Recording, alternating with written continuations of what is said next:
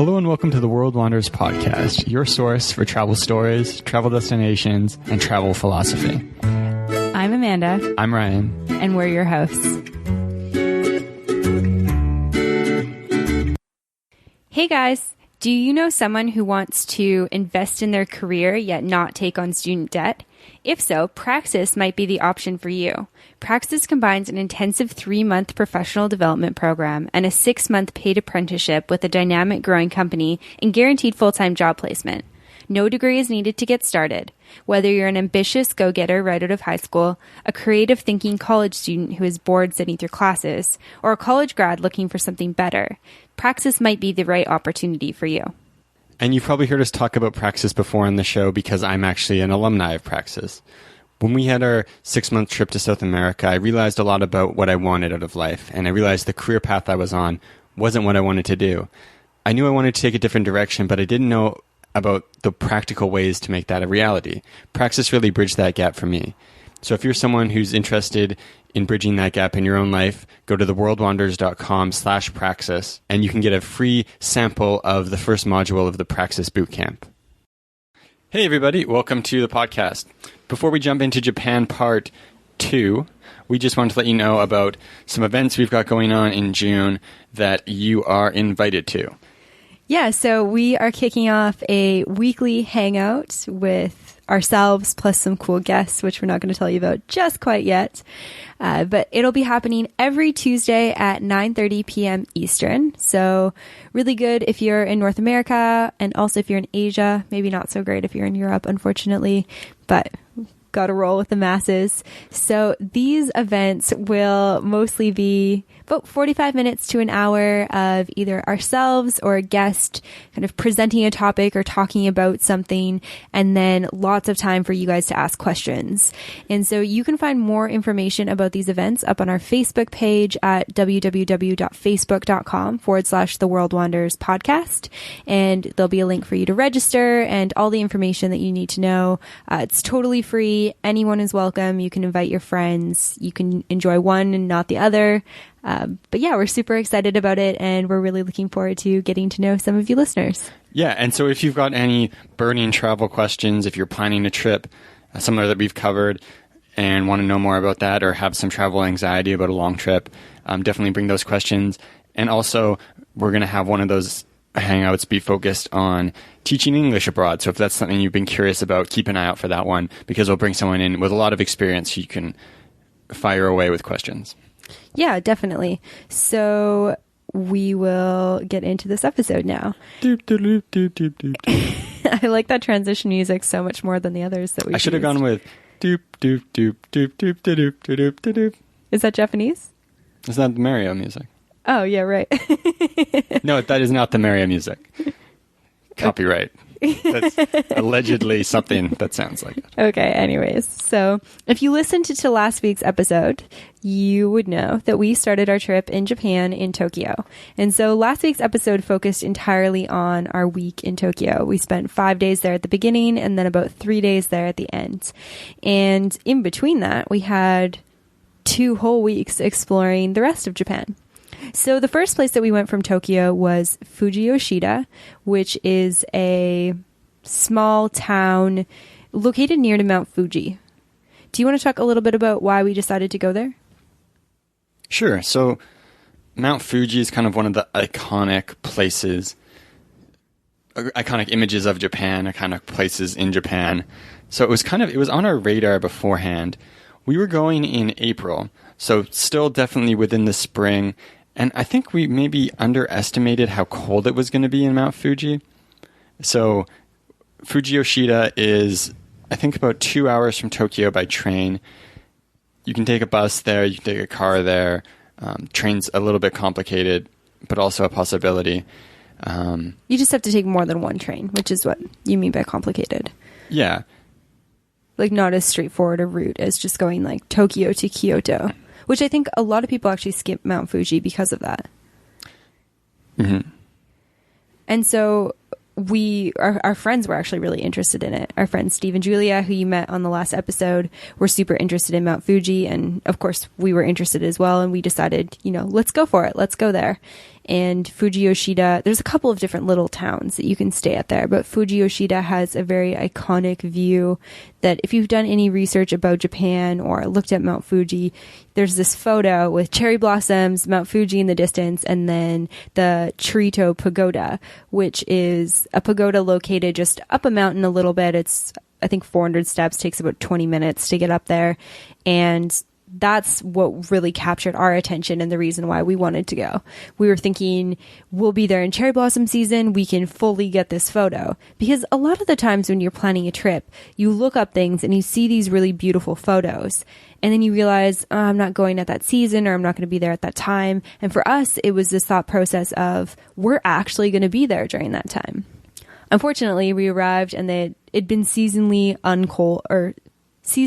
cold there. Unseasonably cold, thank you. And so, unfortunately, the cherry blossoms hadn't blossomed by the time we got there, but we still were able to get a magnificent view of Mount Fuji. Yeah, we got lucky for Tokyo with the way cherry blossoms worked. But, I mean, it's not really unlucky, but they weren't out in Mount Fuji, which actually might have been a good thing, because by the time we wanted to leave, cherry blossoms were very close, and the transit in and out was just swamped with people, to the point where we actually got lucky to get on a bus without a very long wait to get out of Fujiyoshida and on the way to Kyoto. Yeah, definitely. I think that probably maybe 3 to 5 days later, they probably would have blossomed, and I think it would have just been a zoo up at the pagoda. But it was really beautiful to see. I think it worked out really well for us to spend 3 nights there, because all 4 of us in our group work remotely. So the fact that there's not that much to do in Fujiyoshida wasn't a super big issue for us, but I think it is something to consider if you're just traveling. The pagoda is something that you can do like literally in a couple hours. Even if you were going to be really slow about it, it wouldn't take you more than a half day to have that experience. And then there's not that much else to do in that area, especially if the weather is bad, which we happened to get a really bad weather day where it poured rain the entire time. There's a lake district nearby, so you can get bikes and ride around there and enjoy that. And then there's also onsens, which are a popular activity in Japan, and that's I guess like the hot springs essentially is what we would call them, except it's different than what we think of hot springs, because it's separated by sex, so male and female, and you go naked. So can't report anything on that because we didn't have that experience. Not because we're prudes, but we just chose not to. Maybe we're prudes, I don't know. What do you think? I wouldn't say that. It didn't eliminate it from the possibility. Yeah. But it wasn't like a selling feature. Yeah, so I felt slightly uncomfortable with it for, whatever reason. I mean, I was just never brought up to... Don't want to see old naked people. Yeah, and I just don't really feel super comfortable being naked in front of other people. And then I read that you can't go if you have tattoos, which I have 4 of. So I was like, okay, well, I don't really want to get naked, and I've got 4 tattoos that I don't really care to put in the effort to cover all of them. So that just kind of ruled it out for me, I think. Yeah. But apparently it's a really nice experience. Yeah, and that is one of the best places to do it, especially if you go in a time when it's a bit colder up there. Because if it's hot in summer, you don't really feel like jumping into a hot bathtub with a bunch of people. But in the cool weather where it's raining, that's a perfect time to do it. So a lot of people do that when they go up to Mount Fuji. And like you said, there was a bunch of other stuff in that area that we really didn't get to because we're kind of using that time to focus on work, and it was also just rainy and cold, and we kind of just like huddled up and stayed inside, other than going to get the hike and a nice view of Mount Fuji. Yeah, we were fortunate that when we arrived, it was nice, and we went right up to the pagoda, because the one full day that we had there, it was just rained so much rain, unfortunately, but it's fine. We made the best out of it. And the other thing that I just want to know about Fujiyoshida is there was basically no English there. like the person at our hostel that we stayed at sort of like a not your conventional type of hostel. Everything was on the floor. It was kind of attic-y, loft type area, which we'll put a link to in the show notes for that place. But there just wasn't English. Like at one point I was looking around and I couldn't read a single sign. Like those businesses could have been anything. I couldn't read any of the stuff, and shopping at the grocery store was a little bit challenging outside of the things that like salmon sushi, eggs, bread, like that sort of stuff was pretty straightforward. But other than that, I think that was a little bit of a challenge. So if you're going to go there and you don't speak any Japanese and you struggle with people who don't speak English, maybe just having Google Translate is a recommendation I would have for you. Yeah, definitely have Google Translate. But it's also kind of fun to get into a situation where you kind of have to work to do things. Like we went to a really good sushi restaurant near where we were staying, and the old man who was the sushi chef, and it was him and what appeared to be his wife running the restaurant. But he didn't speak any English other than, "What country are you from?" And so he asked us, "What country are you from?" And we told him, and then he's like, "Me, Japan." So cute. But we pointed at at the displays. They have a lot of restaurants in Japan. It's kind of weird actually, but they have these kind of plasticky versions of the food they sell. So he had those out front, and we pointed salmon, tuna, and we was like, cucumber okay, roll, yeah. And then had a great meal. But it kind of added to the fun of it, the fact that we had to do a bit of translation on the fly. Yeah, I actually really love that about Japan, just because the Japanese people are so friendly and kind. I think that it can be really frustrating sometimes when you're trying to get your point across and there's a language barrier and that sort of thing. It can be really frustrating just based on that person, that culture, that sort of thing. But I found that I never had a frustrating experience while in Japan, even though there was lots of language barriers at times. So we left Fujiyoshida and headed to Kyoto. Fujiyoshida, like we said before, is kind of off track. A popular route is to go from Tokyo to Kyoto, and there is a bullet train line that goes that direction. Fujiyoshida, you kind of have to go off and then come back. So we took a bus down to a town that is outside of Tokyo, somewhere in between there and Kyoto, and we purchased or made our first reservation for the Shinkansen, which is the bullet train. So I think this would be a good time to kind of talk a little bit about the JR passes. If you've listened to our past episode, we kind of touched on it there. But before we went to Japan, we decided to buy JR passes, which give you unlimited amount of trains during a certain period of time. Do you want to talk a bit more about how those worked and why we decided to buy them? Yeah, definitely. And just for listeners out there who really want to have this information, we have a blog post up on breaking down the costs of the JR passes and things you need to know and stuff like that. So if you're missing any information, just head over to the website. That post is there. Basically, the JR pass is only valid for tourists. So you can't get it if you're on a student visa or work visa, only for tourists, and you have to buy it outside of Japan. So if you're humming and hawing about whether or not you're going to get it, you actually have to decide before you enter Japan.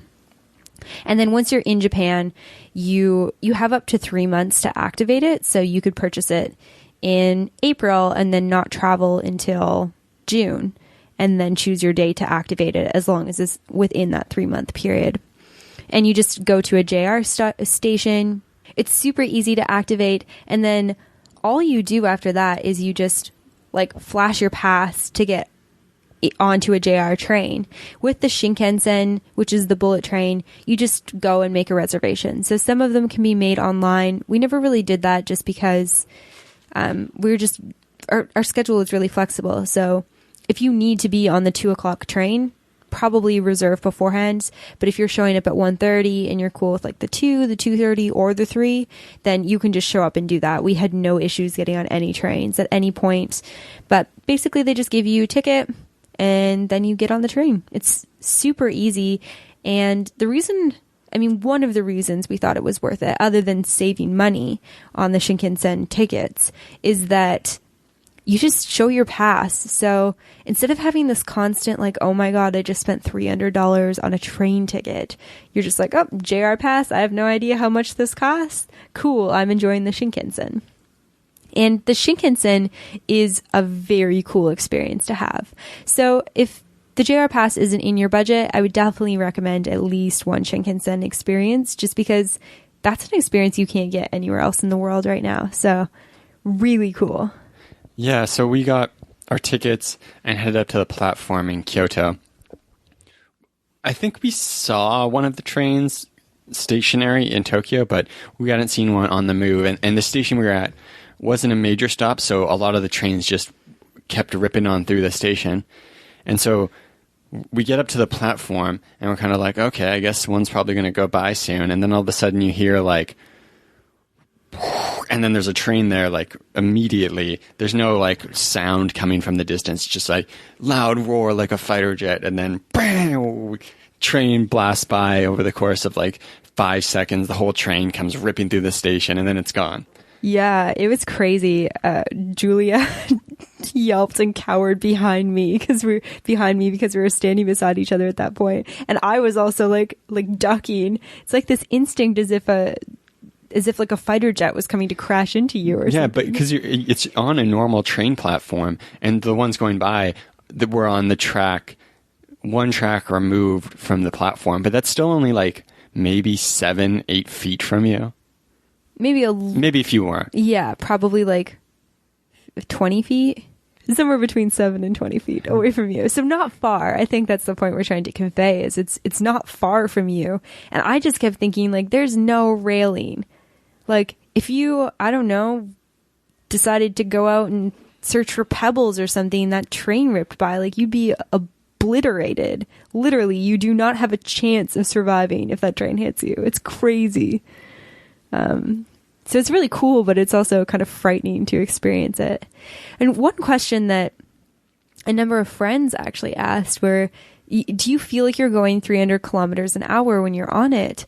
And my answer would be no. You see it pass, and it's just like, that's insane. Like, it's traveling, like, it feels like the speed of light was it pass you. And then you get on it, and you don't feel like you're going that fast. Yeah, it's not remarkably different than other fast trains that we've been on. Like, a fast train in Europe is like, you look out the window, you see stuff going by. It doesn't really like feel like, oh, this is like 3 times faster than those other trains. Mm-hmm. So it is a weird experience, but definitely one worth having. And I think something, especially for us coming from Southeast Asia, but I think anywhere, you're probably going to be surprised at how expensive the tickets are if you are just planning to go. So it's definitely worth doing that research in advance, because if you come in without a pass and it turns out you need to take 3-4 trains, that's going to be well over $1,000. Yeah. So do that research in advance, but definitely take advantage of the fact that these trains are there, and it is a really cool experience to get on and experience how fast the bullet trains really are. Yeah, and they run like clockwork. If that train is supposed to leave at 2 p.m., it's there a couple minutes before. They like close the doors to clean. The cleaners all come off. They have like a signal to each other. Then they move out of the way. The doors open for you. Everyone boards. 2 p.m., doors shut, you leave. Like, there is no like delays. I mean, there's probably delays at some point, but we never experience any delays. Like, they always arrive on time and they always leave on time. And I felt like for me, having been in Asia for, 7 months at that point, I'm just kind of used to things being late. So it's like we show up and I'm like, oh, I wonder how long this train's actually going to take, or I wonder what time it's going to show up. And it was such a pleasant surprise to be like, okay, the train said it's going to arrive at 13:35 and it's going to be in the new destination with you on it by 14:45. And that's the time you leave. That's the time you arrive. It's so great. So our next stop was Kyoto, which is probably the most famous tourist spot in Japan outside of Tokyo. Yeah, definitely. Tokyo's the new modern city and Kyoto's the older city. People go there to see the temples and the shrines. A lot of people rent kimonos there and have kind of this, iconic traditional Japanese experience. And so we had a week there. We were really excited to be there for a week. We booked a Airbnb that was just a little bit outside of the city center, and we had access to the trains and the buses, which was super convenient. What were some of the top things that we did in Kyoto that you thought were really great? I'm not sure I know what I'd say my top places were, but we did a lot of interesting stuff there. So the very first day we were there, we had another tour through Context Tours, and this one was focused on religion and particularly Shintoism. Shintoism is kind of a spiritual practice that's very traditional and common in Japan. So as you go around Japan, you'll see a number of Shinto shrines and then Buddhist temples. So we went to a very well-known Shinto shrine in just out of downtown Kyoto, and then a number of other shrines and temples on a walk that kind of gave us a bit of context and background about the religions there. And that was really fascinating for me. And I feel like that was one of those experiences that just kind of like gets you engaged mentally. I feel like sometimes I forget how much I enjoy like learning more on the back end about what's going on. Yeah. And then it's like, oh wow, yeah, I should really have like dug deeper into this. Yeah, I think that's one of the biggest things that's kind of shifted for us as we've traveled. And I think it's natural through the progression of travel, but just as you get older as well, you start thinking a little bit deeper about things. Before I traveled, my entire experience was just being in school, living in Canada, being from a small town in Alberta. And I hated history. Like I hated social studies. It was my least favorite class. I would way rather have done long division all day than learn about like World War II or anything like that. And as I've traveled, I've just found it very interesting to learn about the history of a country. And going on a tour like that, where you start to understand, the religious elements of a country and a culture, I think it gives perspective into why people are the way they are, why cultures are the way they are, how that's shaped the country as you get to experience it. And we've talked about this on a number of different podcast episodes, but I feel like that's like a major reason to travel, is to start understanding the world and cultures and places. And I think that it's easy to go to places and kind of not learn that stuff. I think it's very easy to just, we could have just gone, oh, cool, another temple. This is what temples look like in Japan. Great. Okay. And like moved on from it. But going on that tour was really, really neat because we got to understand the rituals and the history and how it affects today's culture and today's people and that sort of thing. So yeah, I thought that was a great experience. And connected to that area where most of the temples are is old Kyoto, where there's a bunch of historical buildings, narrow streets, and just one of the most beautiful areas you're going to go to anywhere on the earth, essentially. It's kind of one of those places where it's like kind of like a theme park almost, because it's all these historic buildings that are old and mostly filled up by tourist gift shops now. And a lot of times we're kind of turned off by that, but there I think it was just like so beautiful, and especially with cherry blossoms going on, that it definitely was worth the trip. Plus they serve matcha soft serve like every third store, so if you like matcha soft serve then you can get your fill there, which is what I did. Yeah, and we'll probably have a post where we have more detail on like the top things in Kyoto on our site, but something you've probably seen if you've been on Instagram is someone in front of those red gates in Japan, and that is just south of Kyoto at a temple. Yeah, so that's called the Thousand Torii Gate. It has another complex name in Japanese, but I'm just going to roll with the English name for now. But basically you go there and there's a big temple, and then you start walking along this path and there's 1,000 torii gates, which is the red gate that, there's an emoji of it. I think that almost everyone listening can probably picture what a torii gate is, even if you don't know the name. It's that quintessential Japanese gate icon that you can imagine. Yeah, and so it looks really cool, but it's one of those places where you go in person and there's just so many people that it kind of takes away from like your actual enjoyment of the experience. It's kind of one of those places where it's like you go get a photo, you like wait for the crowd to clear out from the tunnel, and you're like, okay, it's clear, boom, snap a photo. But it's one of those places where if you like flip the camera around, it's just like a mosh pit of people getting photos with the gates. Yeah, I didn't think it was that bad. So at the beginning, it is definitely like that. And I think that it's another good example of if you walk 200 meters, 500 meters, if you walk a little ways to the gates, you almost end up being the only people. We walked for quite a ways, and I think there was lots of opportunities to get good photos the further that we walked, for sure. There's kind of an area where it is very, very packed. It's kind of almost like sea of people trying to get through it, like a tunnel of these gates, and everyone wants photos with them because it's kind of the first patch of the gates. But if you can hold off trying to get that photo and get to kind of the next series, the more and more you walk up the hill, the more sparse the crowd will get, for sure. And so by the time we were in Kyoto, it was probably just over a week into our trip. And I feel like we were kind of settling into traveling in Japan. And one of the tough things about settling into traveling in Japan as a backpacker is realizing like, oh shit, I'm spending like all of my money. So yeah, in Kyoto, that was kind of like hitting us, and we're like, okay, we need to stick to the grocery store. But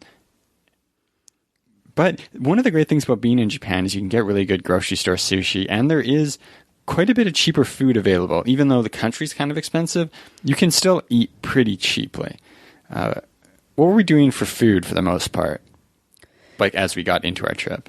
Yeah, so one of our favorite things was, they're called onigiri, as Becky corrected us, but we called them sushi triangles. And I feel like sushi triangles is a fairly good way to describe them. Basically, 7-Elevens and Family Marts are way better than any other convenience store, I think, than any other country in the world. They have hot beverages that are in cans, and the area that they're stored is actually hot, super cold stuff, really fresh stuff.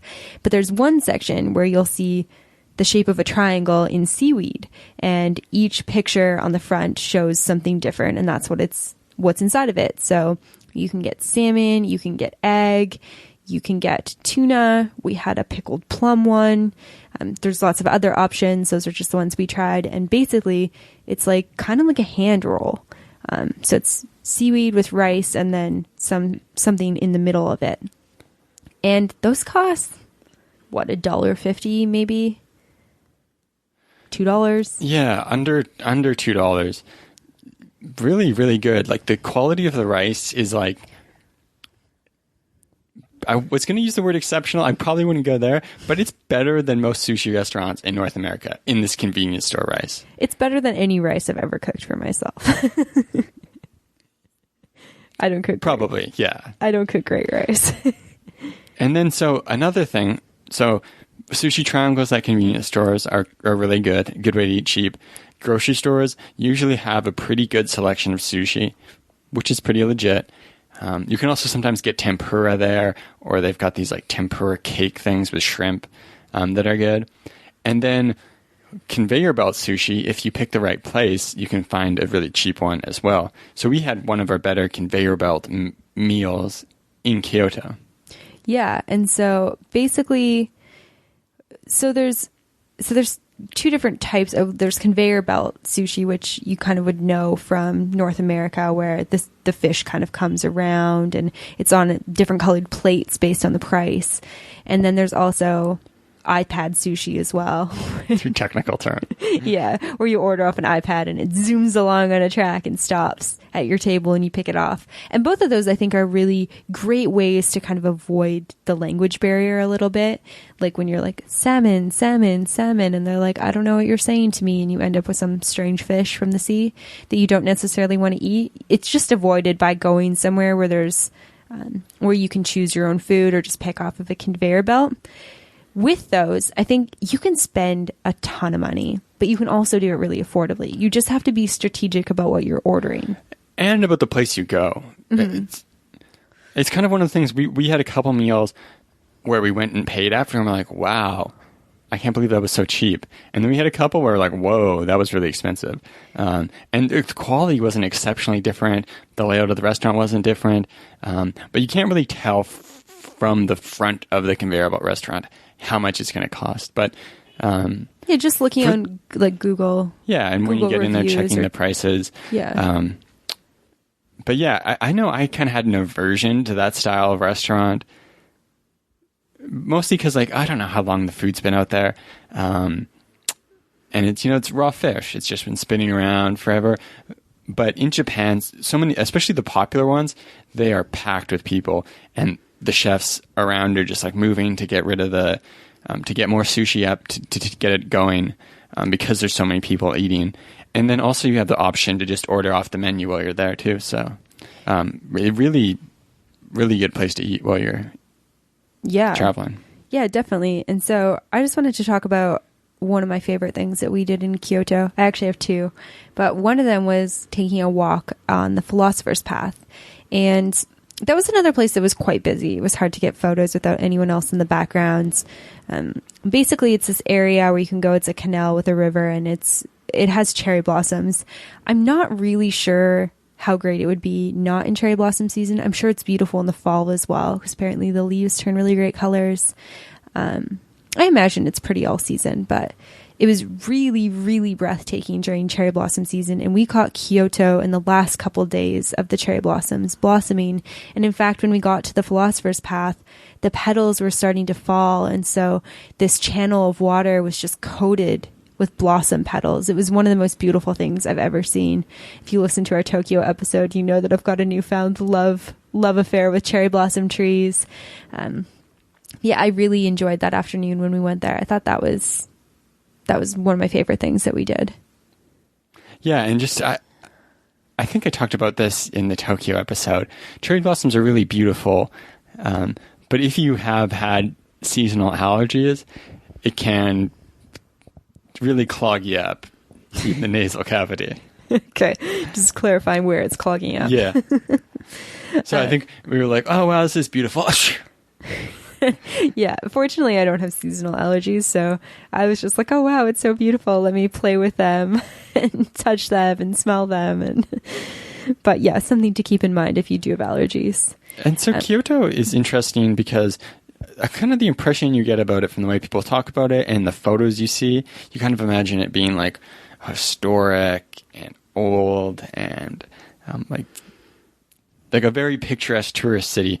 And there's certainly those parts in Kyoto, but Kyoto is actually quite a large city, and it's a little bit like drab and kind of like a lot of the buildings are just kind of like big squares. There's not a lot of like interesting architecture outside of all this historical stuff that's in pockets.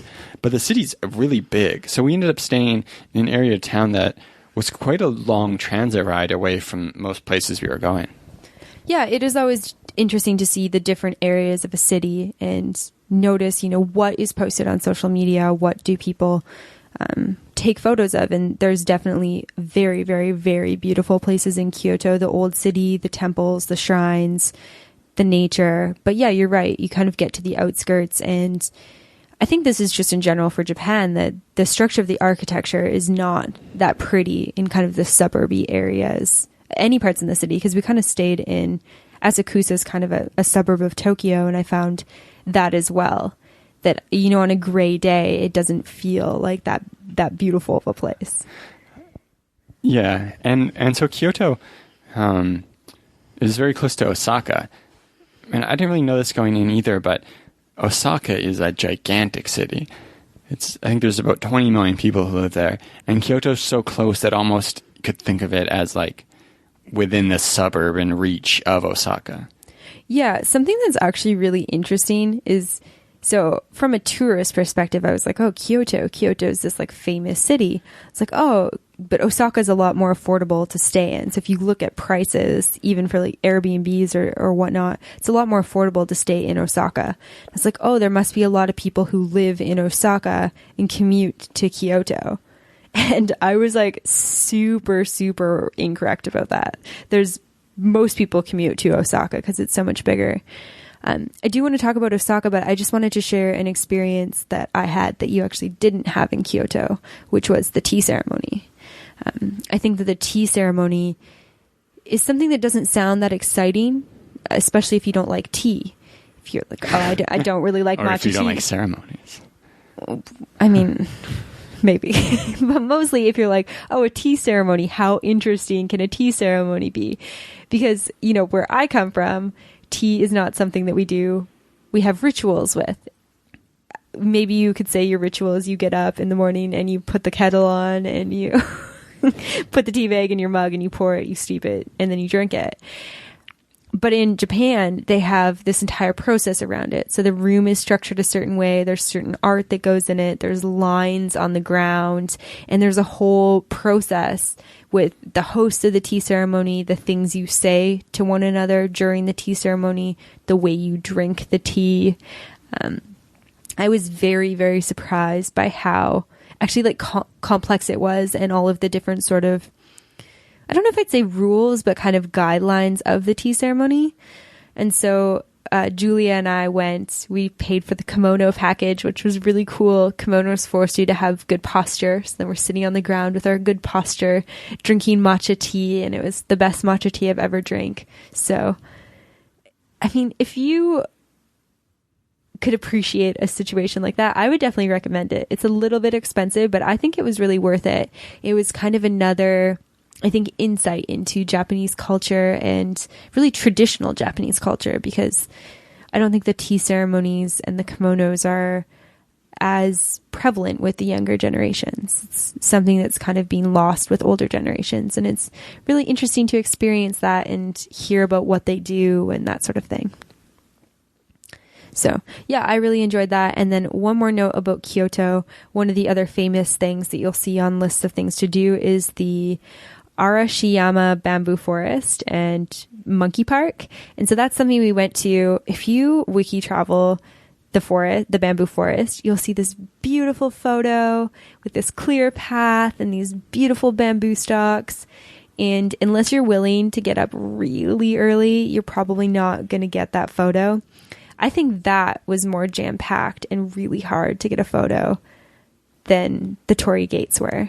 I think that the further we walked with the Torii Gates, we were able to escape the crowds, and I felt like we didn't escape crowds ever at the bamboo forest. Yeah, it was like a concert. When people were there. Yeah, so I think it was really cool. There's not that many places where you can see bamboo forests, but if you're like, I don't really like people, I don't really care to see bamboo, I've seen monkeys before, you could potentially skip that. Yeah, definitely. Both of those places. I think they're fine, but if you were looking like, one thing to skip that's popular in Kyoto, the bamboo forest is good and was cool to walk around in, but, you know, it's not that special. And the monkey forest was way more like a petting zoo type thing than I imagined it being. Yeah, so I think it just depends on what your previous experiences are. Like Steve and Julia had never seen monkeys in the wild or like up close and personal. So I think for them, it was a really, really cool experience. We've interacted with monkeys a number of different times in different places. So for us, it was kind of like, oh, it's like really busy. These monkeys like don't seem that engaged or interested, or not that they should be, but pay attention to me, monkey. And there was a beautiful bamboo forest on a beautiful hike in Atlanta. So I feel like for me, those were experiences that I had before. So I had a lovely time doing them, but, you know, just something to keep in the back of your mind because they are really busy. And the photo you see on Wiki Travel will be really difficult for you to get. And so we took one day trip to Osaka during our time in Kyoto. And then before we moved on to our next place, we took another day trip, I guess you could call it, to Osaka to go to Universal Studios. We were headed from Kyoto to Hiroshima, so we took our bags with us, put them in a locker at the Osaka train station, which is actually, any train station in Japan is going to have automatic lockers. I don't know what to call them. Lockers where you can put your stuff. Lockers, yeah, so it's so much better than like being forced to rely on like, oh, I'm going to leave my bags at the hostel. I'm going to check in, leave my bag, then go explore. A lot of places in Japan, you can just leave it at the train station and then go do what you want to do. And for us, what we wanted to do was go to Harry Potter World at Universal Studios in Osaka. Yeah, I think that was one of the best days that I had in Japan, but I'm also a massive Harry Potter fan who now owns a Hogwarts shirt since I feel like I've officially been accepted. Yeah, it's kind of too bad that you can't get like a Japanese Hogwarts shirt, huh? Yeah, it is too bad. I still want to go to Harry Potter World in the US because everything is in Japanese, which is really cool. It's cool to walk into the bathroom and they've got the effects of Moni Myrtle in there, but then she's like giggling and talking in Japanese, and it's like, oh, I wish I knew what she was saying, but it's also really cool that it's in Japanese. So yeah, Universal Studios Japan is cool. It's not super different from other Universal Studios, but if you're there, if you have a little bit of extra money, a little bit of extra time, if you've never been to a Universal Studios or you've never been to Harry Potter World, I think it was worth it for us. That was, one of my favorite days that we had on our trip, even though it wasn't very Japanese. And one thing that's cool about being in Japan is just how well big crowds function there. So especially going to a theme park, I think you got this cool experience of like, all the lines are perfectly managed, everything busy, and the queues, everything is just planned out well. The logistics are good. Someone's telling you like, okay, you're going to wait here, then we're going to put you over there. So that was also just a kind of a weird but fun experience as well. Yeah, I think if you're somebody like Ryan who doesn't really like waiting in lines, I think that going in to a theme park in Japan is just probably way better than going in America. The other thing too is that kids are very quiet in Japan. So we went and ate at the Hog's Head. This is the Hog's Head, right? Three Broomsticks. Three Broomsticks. We went and ate at the Three Broomsticks. And it's just amazing to me. Like, there's a couple kids running around. Nobody's screaming, though. It's just like a very quiet for how many people there are, like pleasant experience. And I've been to Disneyland and Disney World, and it's certainly not like that there. I mean, you have like screaming kids, like crying babies, you parents yelling, you have teenagers yelling. Everyone is talking absurdly loud, and it can be very overwhelming. It's a lot of sensory overload and makes you very exhausted. But we left Universal Studios feeling like, wow, that was so nice and pleasant and easy and orderly. And I think that added to the experience. Yeah. And so we bought a fast pass as well as the normal ticket too. So that changed some of our perspective. And went on a weekday in the spring. Yeah. So if Universal Studios is not your thing, there's still plenty to do in Osaka. Like we said, we only spent a day there. So we went to the Dotonbori, which is a cool outdoor kind of mall area. We went to a couple arcades. We took some photo booth photos and just enjoyed some sushi there. So if you have other questions about Osaka, we probably can't answer them, but we can point you in the direction of somebody who can. And so from Osaka, we took the train to Hiroshima.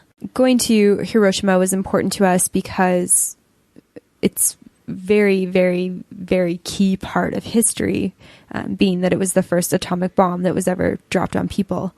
And I mean, we learned about it in school. Both of us did. Both of us made paper cranes to send over to Japan. There's a memorial there for that. So that was really interesting to see and to have that memory as a child. And think about, as a child, I had really no comprehension of, what it had happened to Japan, what had happened to these people, what these people were dying from. And I don't think we're going to dig too deep into the A-bomb dropping and that sort of thing, but it's a very powerful memorial. Yeah, so downtown Hiroshima, there is a park. Hiroshima is it's kind of in like there's a number of different rivers, so it's kind of separated into a bunch of different peninsula-like islands. So on one of them, it comes to a head where there is a bridge across, and at that point is right where the bomb exploded. The bomb explodes in the air. so above that point. And there's still a building there, which is kind of a famous image that they've left standing. Just kind of the walls and the dome are still there. But everything else has been rebuilt around there, except for an area they've left as a park. So there's a number of different memorials within the park. You can go look at the bomb dome. There's a memorial for children. There's a memorial for a number of unknown people who died. There's a memorial for Korean forced laborers, etc. And then there's a large museum where they kind of walk you through the facts of what was going on, what happened, the effects of radiation, all that kind of thing. And just like, yeah, incredibly moving place to visit. And really eye-opening to see, like, this. I mean, when you learn about this stuff in history class, it's kind of this, like, abstract thing. Mm-hmm. You don't really, like, feel, like, the power of it until you're, like, they have a scale model there of what the city would have looked like immediately after and how much of it was flattened. Mm-hmm.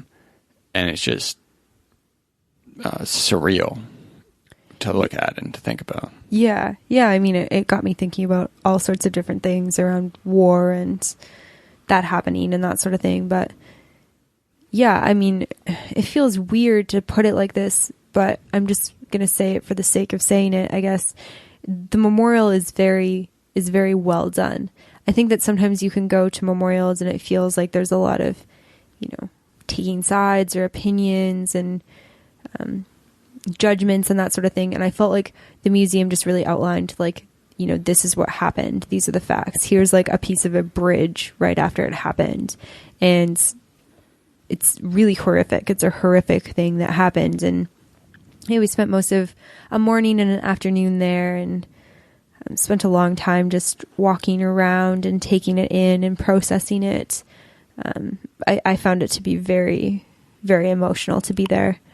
But definitely something that I would recommend people to go and see, to have that experience and be prepared to, feel something around it and think about it and that sort of thing. Yeah, really moving. And I think we both got a lot of like value out of it by going. So I definitely recommend if it's something you're interested in, because it is something that's part of this narrative, especially if you come from the West. There's a narrative around what this event means. And so a lot of people have this abstract idea of it in their heads, but to kind of make that real, I think is really valuable. And so Hiroshima,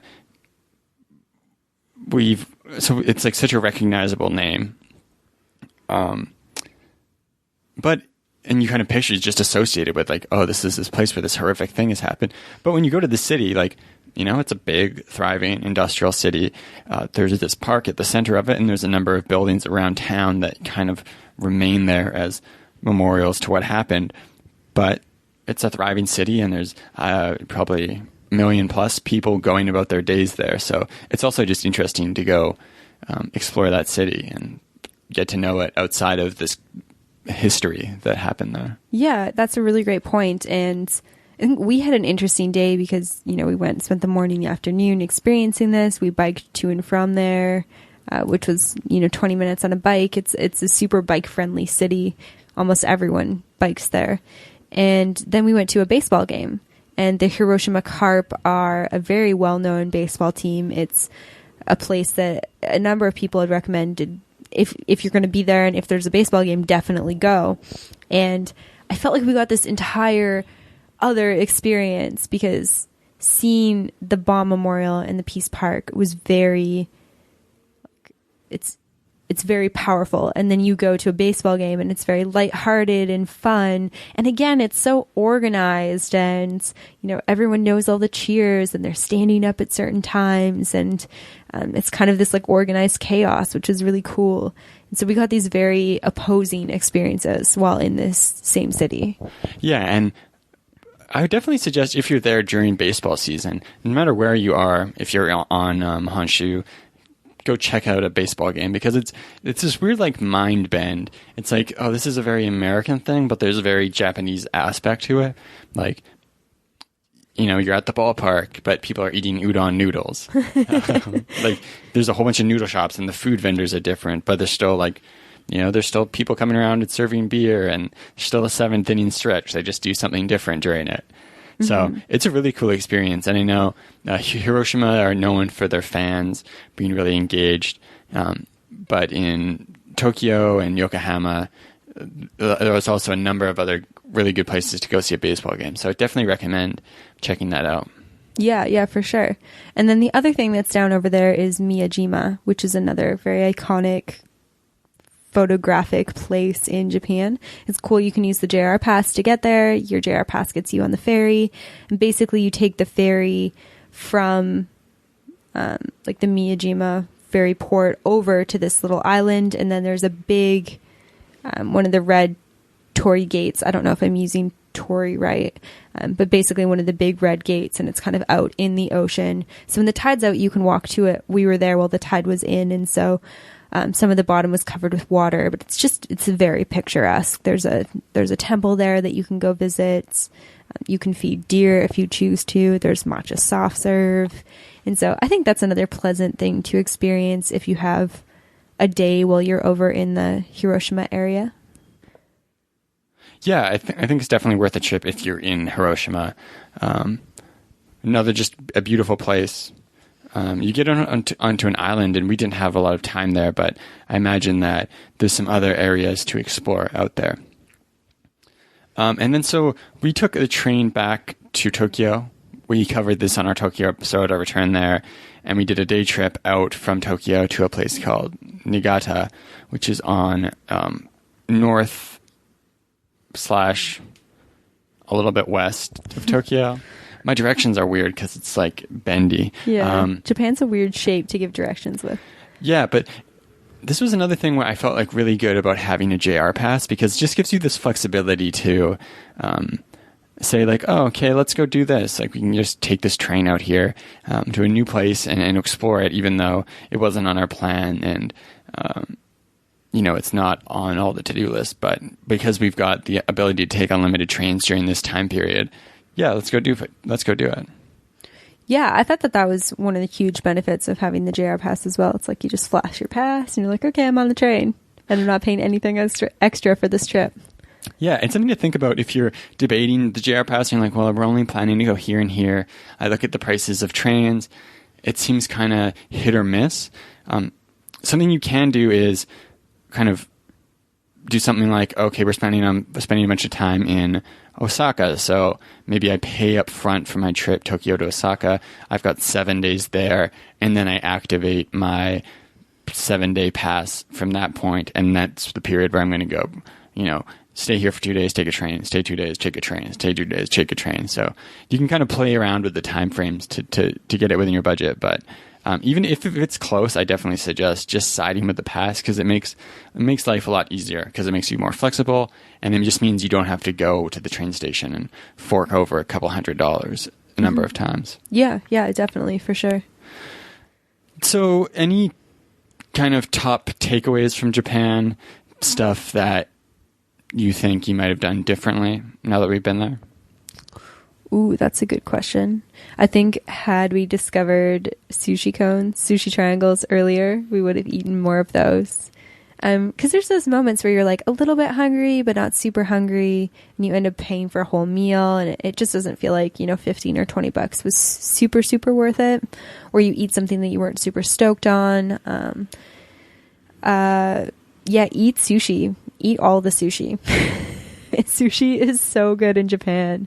So I think, there's, on the one hand, go to the 7-Elevens, eat the affordable sushi triangles, because they're really good. But then on the other hand, it's also splurge a little bit on sushi. Have at least one splurge on sushi and eat really good sushi.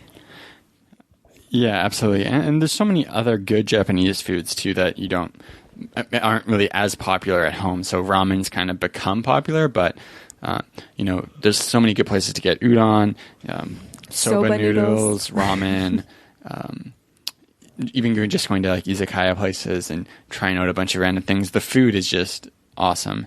One other thing I'd add is we were there during cherry blossom season, which is high season in Japan.